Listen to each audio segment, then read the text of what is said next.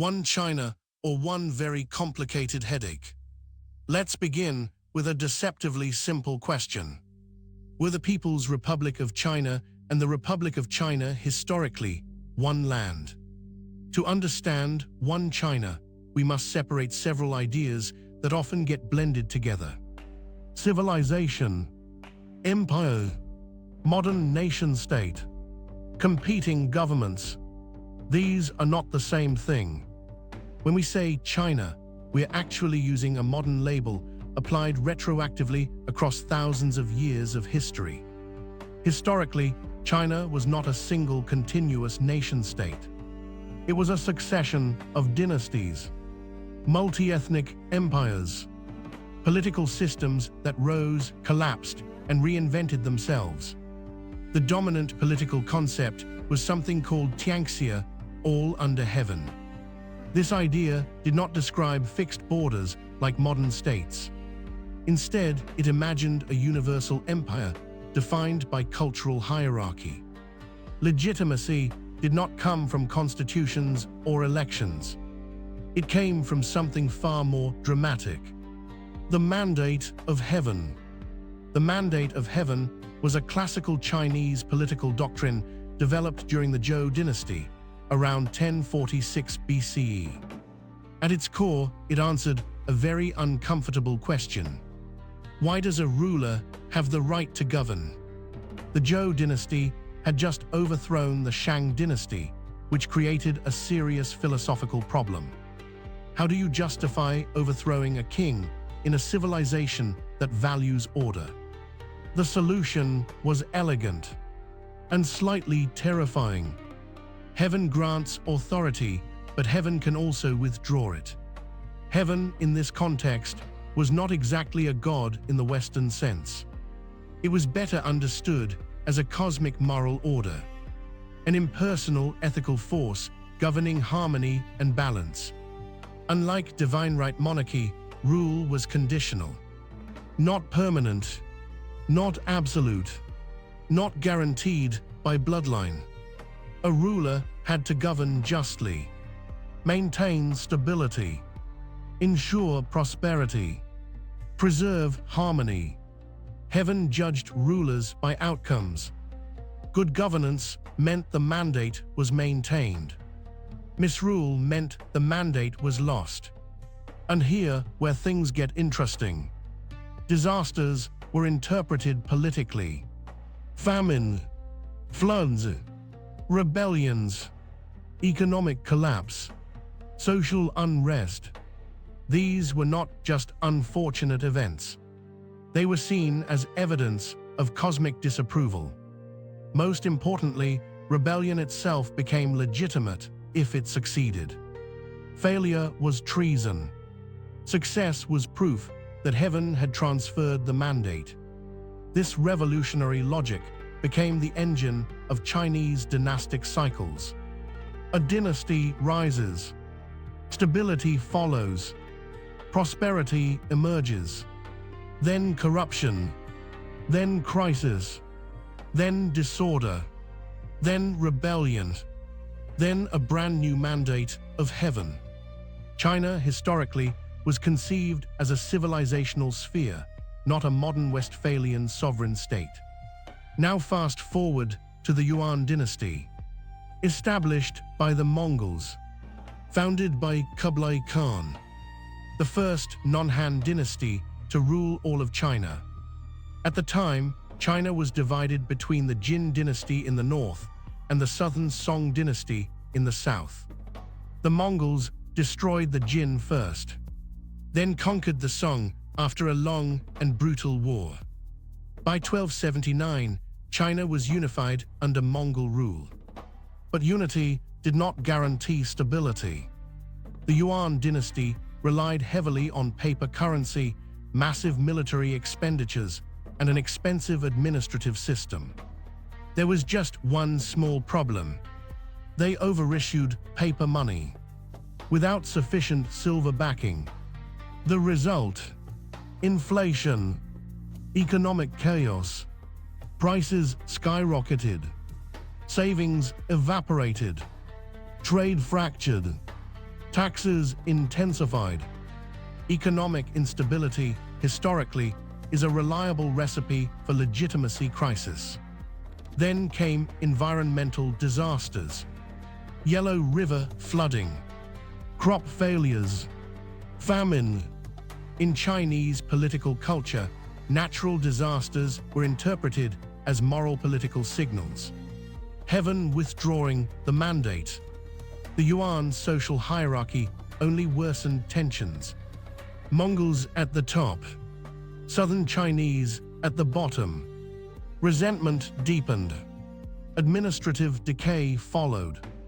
Factionalism, corruption, weak military coordination. Classic symptoms of dynastic decline. Then came the Red Turban Rebellions, a loose coalition of peasant rebels, secret societies, religious movements, and anti-Yuan insurgents. Fueled by economic hardship, famine, and state weakness. Among them emerged Zhu Yuanzhang. Born a poor peasant, family lost to famine. Former Buddhist monk, rebel by necessity rather than ideology. But Zhu was different. While many rebel leaders remained fragmented and localized, Zhu built structured administration, taxation systems, logistics networks, territorial consolidation. He was not merely leading a revolt. He was building a proto-state. Through disciplined military strategy and gradual expansion, Zhu captured Beijing in 1368. The Yuan capital fell. The Mongol court fled north. Zhu declared the Yuan had lost the mandate. The Ming had received it. Cosmic order restored. Until history repeated itself. The Ming dynasty did not become the Qing. It was overthrown. Fiscal crisis, corruption, peasant rebellions. Then came Wu Sangui, the Ming general who opened the Great Wall gates to the Manchus. The Qing entered Beijing in 1644, claimed the mandate of heaven. Another transition framed not as conquest, but as legitimate succession. Now let's talk about Taiwan. Taiwan was not central to early Chinese statehood. Historically inhabited by Austronesian indigenous populations, later touched by Dutch and Spanish colonial presence, then used as a resistance base by Zheng Chenggong, a Ming loyalist. In 1683, the Qing conquered Taiwan. But here's a fascinating detail. The Qing initially debated abandoning the island, seeing it as peripheral, expendable, strategically inconvenient. Sound familiar? History loves irony. Then came the First Sino-Japanese War, 1894 to 1895. Japan decisively defeated Qing forces, revealing technological backwardness and systemic weakness. The Treaty of Shimonoseki followed.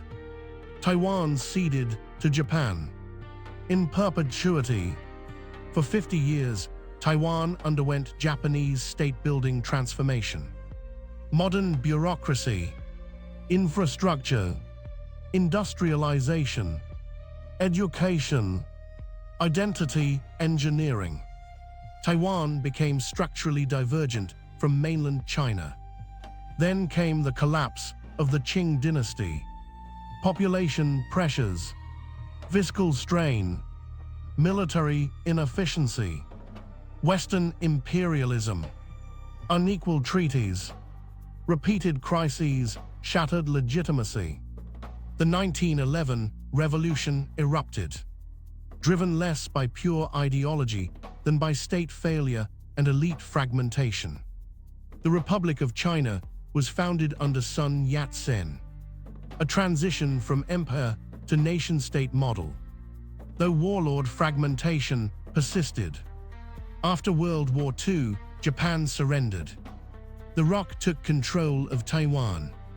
Then came the Chinese Civil War. The decisive turning point.